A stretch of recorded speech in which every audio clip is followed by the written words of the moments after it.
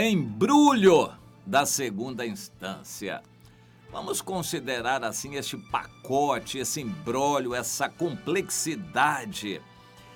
O Brasil está numa situação muito interessante. O presidente Bolsonaro foi enfraquecido politicamente por situações de seus filhos, o relacionamento com seu partido.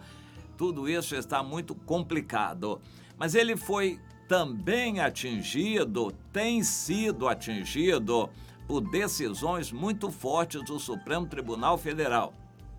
E ele não pode contar com o Congresso Nacional, cuja maioria não lhe apoia. Ele está praticamente sozinho. Numa visão que Deus deu a uma irmã, ele estava nu, quer dizer, sozinho, e ainda atingido nas vértebras da coluna.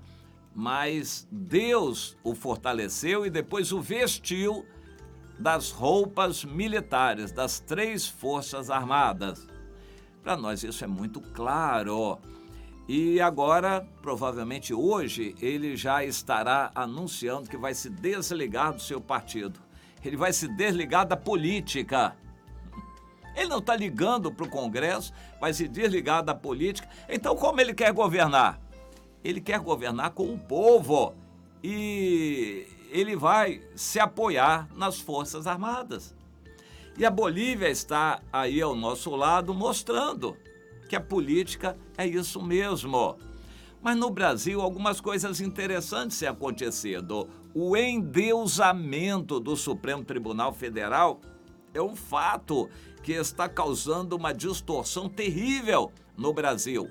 Pesam acusações terríveis contra ministro do Supremo Tribunal Federal, mas eles são intocáveis. Por quê? Eu vou tentar explicar um pouquinho. O governo executivo tem em suas mãos, isso debaixo da autoridade do general Augusto Heleno, um dos militares mais brilhantes em toda a história do país. Ele tem o controle chamado a Secretaria de Segurança.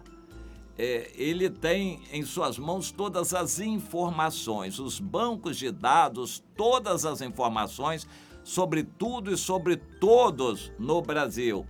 E eles sabem, porque já foi divulgado nas redes sociais e, evidentemente, foi vazamento de alguém que trabalha lá dentro, na Receita Federal, nesse gabinete de segurança institucional.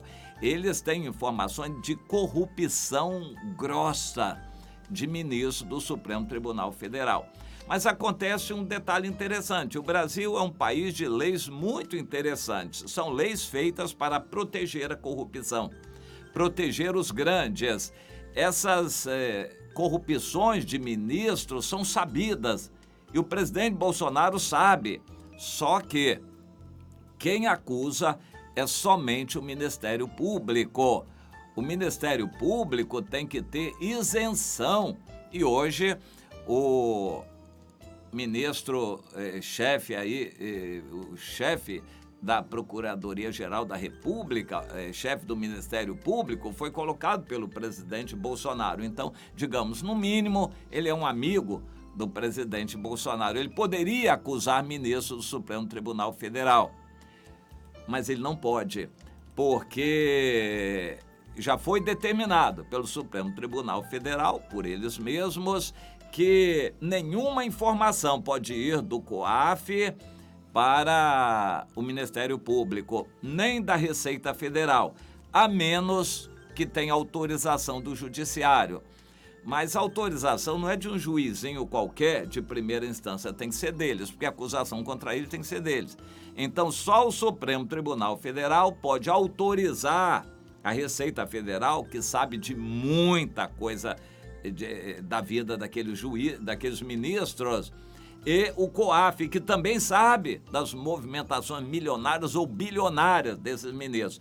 Mas eles estão proibidos de passar essas informações para o Ministério Público, só com autorização do Supremo Tribunal Federal. Mas eles vão autorizar a acusação contra eles mesmos? Não, isso não vai acontecer. Ou seja, é sabido, é divulgado nas redes sociais, a Receita Federal sabe, o COAF sabe, mas o Ministério Público fica proibido de tomar qualquer ação contra os senhores ministros do Supremo Tribunal Federal. Eles se fecharam numa autoproteção e eles são intocáveis. Eles não podem ser condenados. E, em última análise, quem pode tocá-los são somente eles mesmos. E isso normalmente não vai acontecer. Há um endeusamento do Supremo Tribunal Federal, eles são os supremos que mandam no país, a menos que pela força, como aconteceu na Bolívia, eles sejam destituídos. Por um golpe, um ato de força. Isso pode acontecer no Brasil. E, no meu entender, vai acontecer. Mas o que está acontecendo hoje? Por causa da decisão do Supremo Tribunal Federal de soltar aquele ex-presidente bandido preso por corrupção, por decisão desse Supremo Tribunal Federal, uma grande parte da população se revoltou e se reuniu no sábado, fizeram manifestações no domingo e estão programando mais manifestações para o próximo domingo, manifestações de rua, que prometem engordar muito. O Supremo Tribunal Federal já resolveu intimidar os movimentos. Eles se têm como muito grandes, muito supremos. Estão querendo proibir essas manifestações ou criminalizar essas manifestações. O povo está revoltado. O povo verde e amarelo quer ir para as ruas e já foi, em milhões. Isso não é divulgado na grande mídia. No sábado e no domingo foram milhões de pessoas para as ruas no Brasil, revoltadas. Eles se seguraram, os oradores desses movimentos, para não falar contra o Supremo Tribunal Federal. Falaram pela segunda instância. Em princípio, o ministro Dias Toffoli se saiu bem. Ele disse: pela Constituição atual, nós não podemos prender uma pessoa na segunda instância. Mas isso é questão do Congresso. Se o Congresso resolver, então nós temos que obedecer. Se isso virar lei, bom, a população saiu na rua, então nós queremos segunda instância imediatamente. O Senado já começou a se mobilizar. Parece que há uma maioria tendente a aprovar a prisão em segunda instância. Mas na Câmara, a coisa é diferente. Tem um centrão constituído de partidos que tem muita gente acusada de corrupção, que está fazendo corpo mole, eles têm medo. Inclusive o próprio presidente da Câmara, que pesa contra ele acusações terríveis de corrupção. E ele pode ser um próximo preso em segunda instância. Então ele não quer essa lei. Está manobrando para isso não acontecer. E já avisou que vai ser difícil, ainda que se mude a Constituição para que haja prisão em segunda instância, mas isso vai dar judicialização, ou seja, em outras palavras, vai cair no Supremo Tribunal Federal, porque pode ser encaixado uma cláusula pétrea da Constituição. Existem cláusulas, as garantias constitucionais e individuais são irrevogáveis, não podem ser mudadas. E o Supremo Tribunal Federal pode simplesmente dizer que a prisão em segunda instância é uma cláusula pétrea, é uma garantia individual que não vale. Então o Congresso todo se reúne sob pressão do povo e vota que a prisão pode acontecer em segunda instância. Aí o Supremo Tribunal Federal simplesmente vai dizer que isso não vale porque foi uma votação errada. E vai continuar tudo do mesmo jeito. E o povo?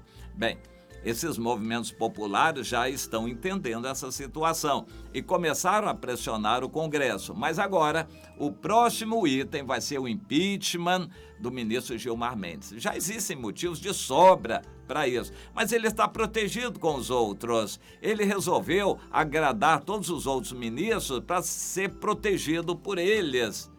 E, no entanto, o movimento de rua agora vai ser contra ele.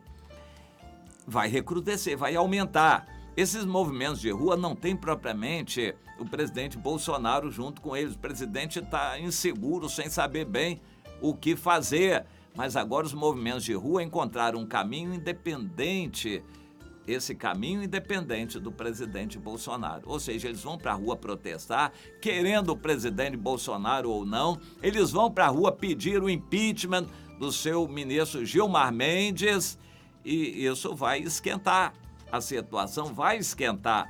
E o presidente Bolsonaro já está sabendo, ele está procurando unir os militares, porque ele sabe que o que aconteceu no Chile, o que está acontecendo na Bolívia, o que provavelmente vai acontecer no Brasil, vai depender de Forças Armadas Unidas. E ele quer estar seguro do comando das Forças Armadas. Aliás, foi só por isso que o presidente vitalício da Bolívia teve que sair, porque as Forças Armadas pediram para ele sair.